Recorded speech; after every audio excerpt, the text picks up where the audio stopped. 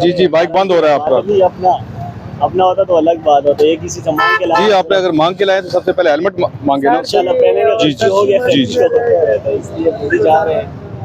Helmet मानते हैं हमारा से, ये हेलमेट नहीं है, इसलिए हमारा अपना नहीं, अपना होता तो फिर अलग बात है, ये किसी से मांग के लाया बस कोको बंद कर दिया उसने, इंस्पेक्टर ने। ना करो। जी। अभी आपकी मेहरबानी होगी। क्या नाम है आपका? एहसन। एहसन भाई, सबसे पहले आपका जो लाइसेंस है ना, वो मोटरसाइकिल का नहीं है।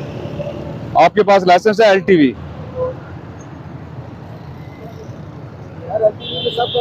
जी, एलटीवी पे आप मोटरसाइकिल नहीं चला सकते। एलटीवी लाइसेंस पे मोटरसाइकिल नहीं चला सकते, उसको ऐड कराना पड़ता है। जी, और हेलमेट जो है ना, हेलमेट ये लटकाते नहीं होते, इसको पहनते हैं। अब मेरी बात सुने ना, अब हेलमेट अगर लटका हुआ है, आपका खुदा ना खास्ता एक्सीडेंट होता है, क्या वो आपको बचाएगा? नहीं बचाएगा ना। मकसद तो फौत हो गया ना।